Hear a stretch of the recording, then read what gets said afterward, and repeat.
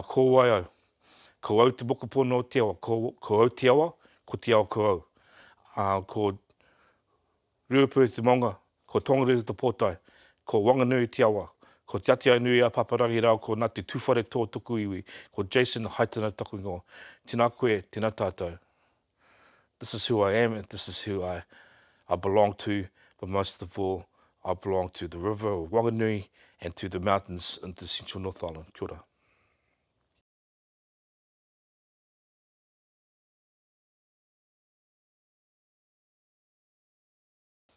Everybody has stories, and the stories get embellished over time, and sometimes we forget things about what happened in the past, or we conveniently try and ignore them.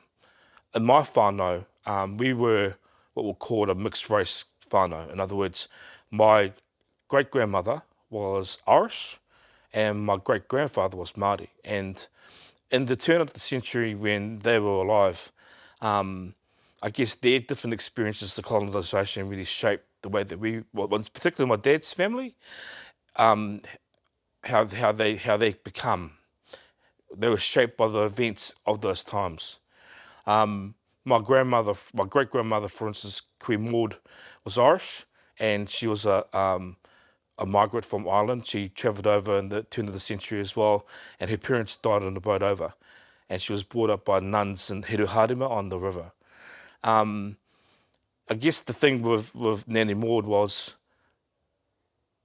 she didn't know anything other than the confines of the abbey, of the church that she was in, and a lot of times, you know, she didn't really understand why things were the way they were, especially because she ended up marrying a Māori man, which was not quite seen as appropriate at that time.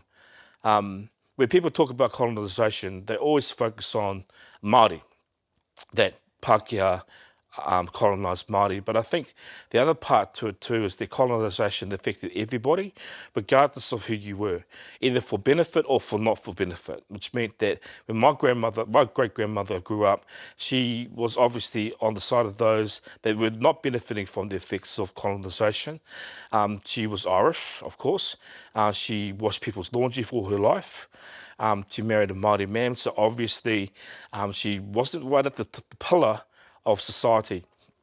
My grandfather was a bushman, and he spent a lot of his life in the bush, and also as a carpenter. My great-grandfather in particular was a man of certain stature in the whānau too. He carried a lot of mātauranga and a lot of knowledge about the bush. And the interesting thing is that not only did he teach my great-grandmother some of the herbs and some of the rongo or the remedies that they used in the bush, but also my great-grandmother learned a lot from the Māori in the community around rongoa. And so she carried on that tradition in our family, strangely enough, where we didn't have any of our own carrying a lot of that knowledge themselves. So my great-grandfather, some of the events that occurred in his life was the loss of land, obviously. When you lose your economic base, you have to find ways to feed a growing tribe of kids, as it was with them, and you had to do different jobs, you had to do different things. The land that they farmed started dwindling and started getting cut up by different other families as well that were relying on the one Papakanga land, and so they saw a lot of their land whittled away through law and by sales and stuff like that there that they had no control over. And so when I look at colonisation as it happened with my family within that context, I realised to myself that, you know, there were forces in act in this country that people didn't realise were there, and I think nowadays we look at this more as history, as something in a book or something written down, but realising that we are the effects of colonisation in this country.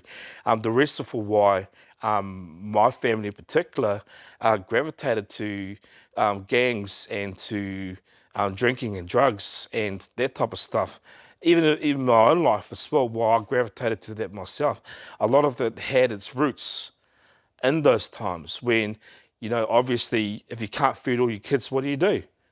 You have to find go places where you can find work, or you can provide kai for your family. And for us, where we come from, Maraitihi, and in the Waimereno district, a lot of people left for the city around that time too, probably just after the Second World War, though it was happening right before that period as well with my family. A lot of my family went to Tūwharetoa, and they went down to Wellington, went down to Christchurch where there was work.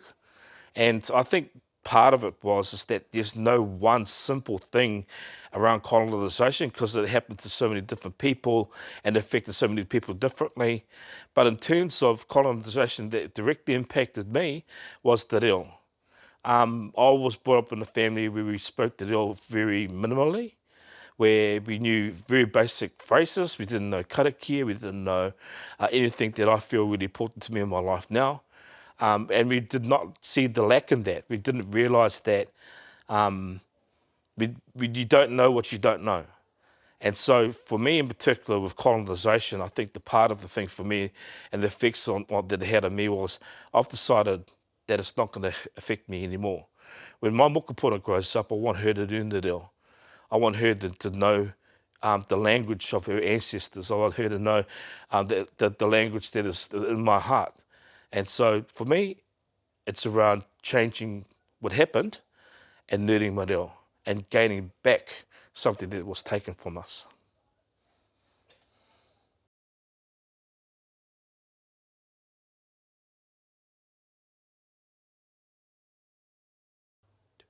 Colonisation for me, in terms of my own well-being, I guess affected the way that I thought about myself. When I thought about myself growing up, I didn't really understand, because I had no formed identity of who I was, because I was brought up away from where I come from in Kaitaia.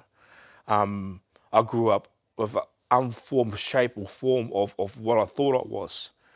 I had no history, I had no background, I had no wakapapa, and I spent a lot of my time actually thinking that I didn't have anything worth having.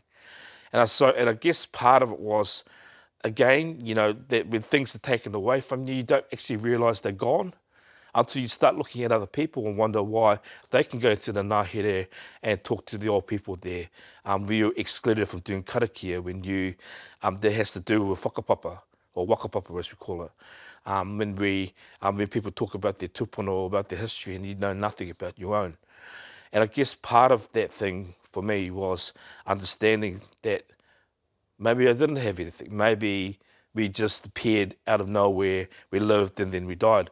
And I guess growing up that way, I was kind of resentful, I think, too, about things that I claimed to be Māori, but I knew absolutely nothing about being Māori.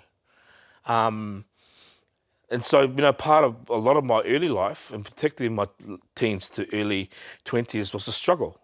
It was painful. It was hard because, on one side, I was trying to make my way in the world, as you do when you go into university and, that type of stuff. But on the other side, a really core part of me was missing. A core part of me that only through actually looking at what other people that happened to other people, or other people had maybe realised my lack.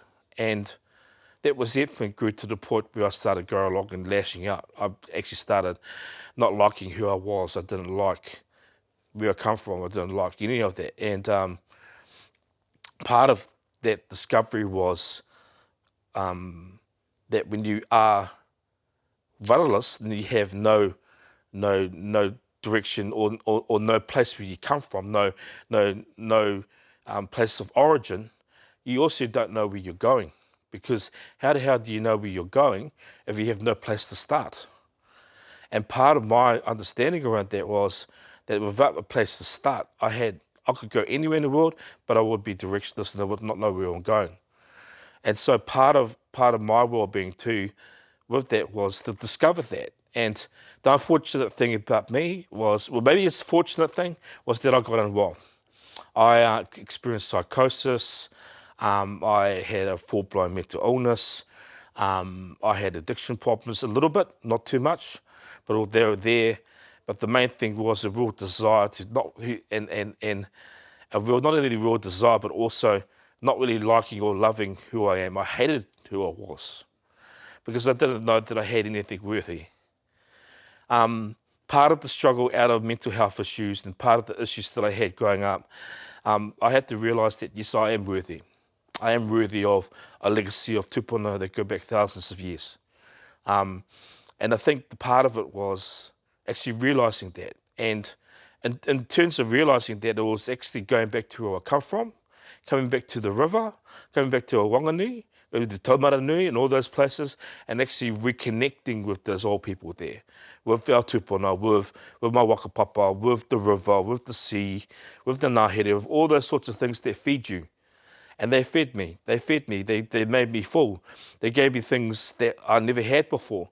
A sense of belonging to something, belonging to a mountain, belonging to a river, belonging to a people. And most of all, belonging to a whānau that even though we struggle and things are painful, we do look after one another. And without my whānau, I would not have been able to be guided to the places I need to be to get better.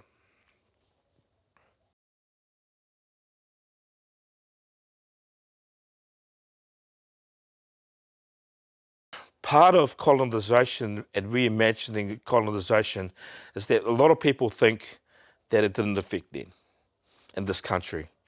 People say it happened to somebody else. People say it didn't affect me. It happened to somebody in the distant past. It had nothing to do with me, so why should I do anything about it? The thing, though, with our country is it's a colonised state. You know, our country was colonised in the Pacific, and obviously, you know, there's the history of the British Empire and that type of thing coming here, but our state was based on colonisation, principles of colonisation. So whether or not you said it affected you or not is untrue, because everybody that sits here has been impacted by it, whether or not they know it or not. And unfortunately, most of us don't know that it's happened to us. And I guess part of the argument I make is that every generation needs to go along and face the effects of colonisation based on the need of that generation. Each generation had a need at that particular time and faced with the problems and hurdles that generation had. And so between all of us, we need to reimagine that space. We need to renegotiate that space with one another. Tangata tiriti, tangata whenua, and tauiwi. Everybody that lives in this country, we need to reimagine, rethink, and